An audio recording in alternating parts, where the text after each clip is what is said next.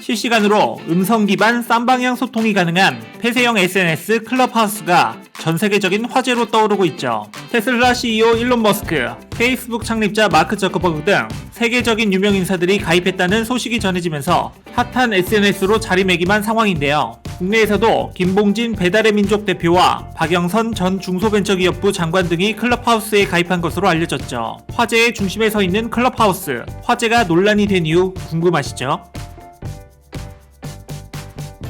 클럽하우스 이용자들은 이미지와 텍스트 없이 오직 목소리로만 대화를 이어갑니다. 시각장애인에게도 유용하게 사용될 수 있는 서비스죠.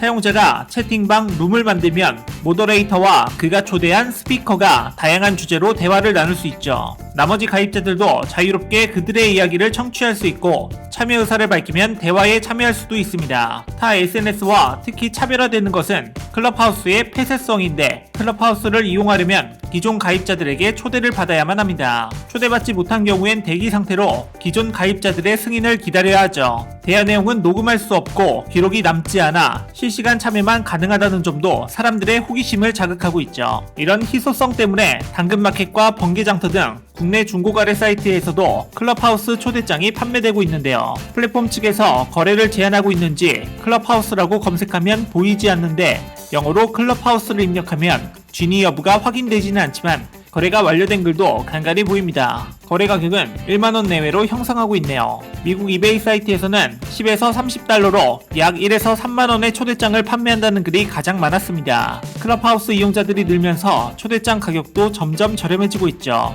클럽하우스의 인기는 일본에서도 예외가 아닙니다. 일본 최대 중고 거래 사이트인 메루카리에서는 초대장이 4,000엔 전후로 거래돼 있지만 한때 약 10만엔 수준까지 가격이 치솟기도 했죠. 메루카리는 지난달 말부터 서비스와 권리 등의 출품을 금지하는 운영 지침에 따라 초대장 출품을 삭제하고 있지만 현재도 출품과 삭제가 반복되고 있죠. 클럽하우스 초대장은 14일에도 2,500엔 전후 가격으로 올라와 있었다고 합니다. SNS 탄압이 취미인 중국에서는 검열이 불가능하다는 이유로 현재 접속이 차단된 상태지만 중국명 구락부회관, 클럽하우스 가입에 필요한 기존 가입자의 초청 코드를 얻는 법 등 사용 방법을 담은 동영상 관자가 8,888위안의 인터넷 쇼핑몰 타오바오에 올라오기도 했죠. 클럽하우스의 이용자 수는 설 명절 연휴 동안 급증했는데 14일 시장 조사업체 센서타워 등에 따르면 지난 6일간 클럽하우스 신규 가입자는 약 110만 명에 달하는 것으로 나타났죠. 금융권 CEO, 정치인들도 줄줄이 가입해 소통을 시도하고 있는데요. 선거를 앞둔 설 명절, 평시라면 정치인들이 서울 각지에서 귀경 인사를 다닐 시기지만 코로나19로 대면 접촉이 어려워진 상황에서 클럽하우스를 통한 비대면 소통이 서울시장 예비 후보들 사이에서 인기를 끌고 있죠.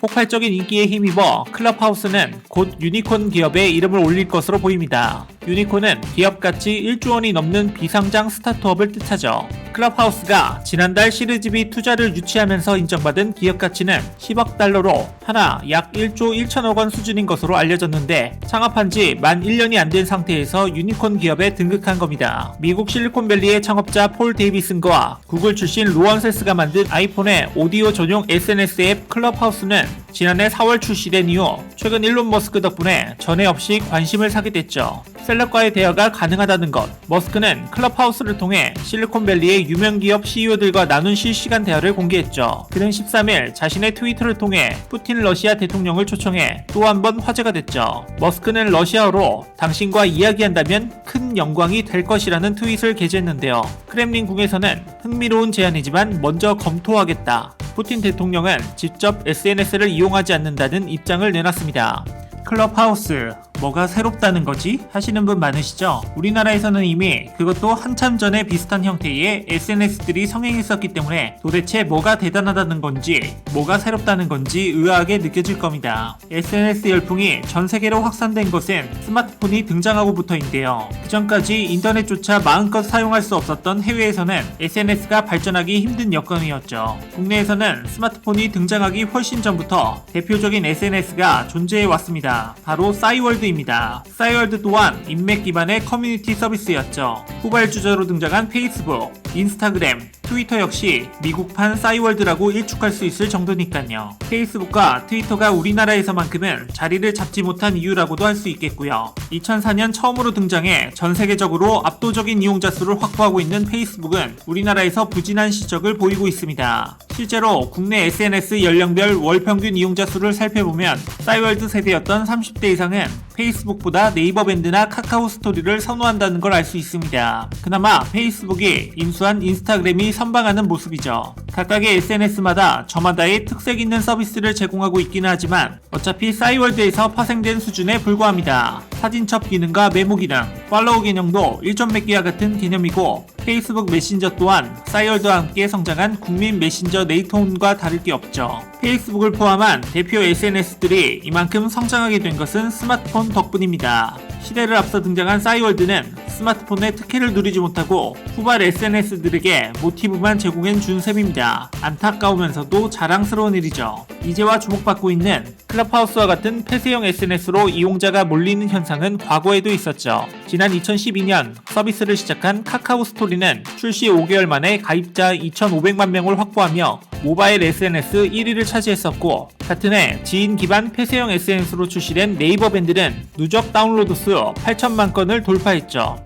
그보다 전에는 소수의 친구들과 공유하는 싸이월드 공유 다이어리나 커플끼리 사용하는 비트윈 앱이 유행이었고요. 이들은 모두 폐쇄형 모임이 갖는 제한성을 매력 포인트로 꼽는데요. 초대장을 받아야만 가입할 수 있는 클럽하우스도 아무나 들어올 수 없다는 데서 생기는 우월감이 소비 심리를 자극한 거라고 볼 수 있죠. 폐쇄형 모임 내에서 공유되는 콘텐츠가 외부에서 확인하기 어렵다는 것을 장점이자 단점이 되기도 하는데요. 초대장을 받지 못한 사람들은 상대적 소외감을 느낄 수 있겠죠. 클럽하우스 메인 화면에는 팔로우 가능한 가입자들 및 현재 열려있는 대화방이 보이는데 대화방 검색 기능은 제공되지 않습니다. 대신 자신과 팔로우한 가입자가 참여하고 있는 대화방이 나타나죠. 핵인싸 가입자를 팔로우하면 더 다양한 대화방에 참여할 수 있는 구조인데 폐쇄형 SNS인 클럽하우스가 인싸 어플로 불리고 있는 이유 이제 아시겠죠? 클럽하우스에 대한 관심이 높아지면서 비판도 잇따르고 있는데 래퍼 딘딘은 라디오에서 클럽하우스를 끼리끼리 더 권력화된 소통이라 지적했고 배우 김지우는 남들보다 더 우월해지고 싶어하는 심리가 작동하는 곳이라고 비판했죠. 클럽하우스의 가장 큰 인기 요인이 평등이라는데 평소 만나기 어려웠던 사람들과 평등하게 대화할 수 있기 때문이라네요. 하지만 평등을 내세운 공간에서 누군가는 오히려 소외감을 더 나아가 불평등을 느끼고 있는 거죠. 일부는 포모를 못 이겨 가입을 하기도 합니다. 포모란 Fear of Missing Out의 약자로 뒤처지는 것에 대한 두려움을 뜻하는데 현대사회에서 두드러지고 있는 현상이죠.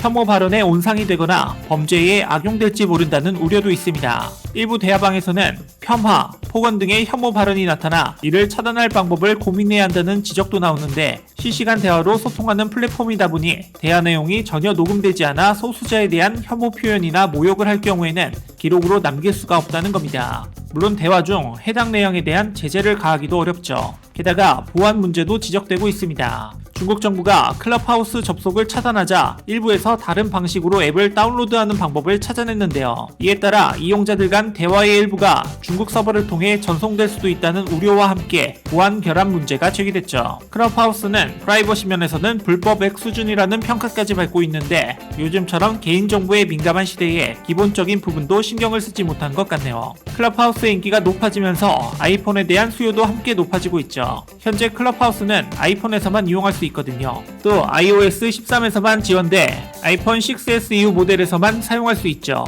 온라인 커뮤니티에서는 세컨드폰으로 클럽하우스 서비스 이용이 가능한 구형 아이폰을 구매하려는 글까지 게재되고 있는데요. 삼성전자의 갤럭시 시리즈에서는 클럽하우스를 사용하지 못해 이용자들이 상대적 박탈감을 호소하고 있습니다. 클럽하우스에 대한 인기가 삼성전자의 갤럭시폰 수요에도 영향을 줄 수 있다는 우려가 나오고 있는데 아주 신빙성이 없지는 않습니다. 클럽하우스 때문에 구형 폰을 세컨드폰으로 사용하면서 iOS에 익숙해지면 아이폰의 저변이 확대될 수 있다는 얘기죠. 알뜰폰 업계는 클럽하우스 특수 효과를 반기는 분위기인데요. 구형 아이폰을 비롯해 아이폰에 대한 수요가 늘어나면서 알뜰폰 업계에서는 가입자 확대를 기대하고 있죠. 클럽하우스 창업자인 폴 데이비스는 지난달 자사의 블로그를 통해 안드로이드 앱을 개발 중이라고 밝혔지만 구체적인 출시 시기는 정해지지 않았습니다. 지난해 4월 출시된 앱이 아직까지 안드로이드 버전을 출시하지 않았다니 이 정도의 인기를 예상하지 못했던 걸까요? 삼성 스마트폰의 시장 점유율을 생각하지 못했을 리는 없을 텐데요. 안드로이드 버전의 출시가 늦어진다면 합리적 의심을 해볼 수도 있겠는데요.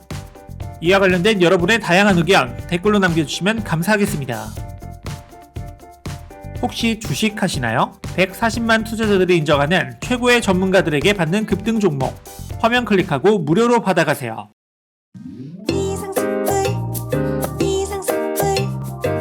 주식을 모르면 이상스쿨. 주식 모르니? 이상스쿨.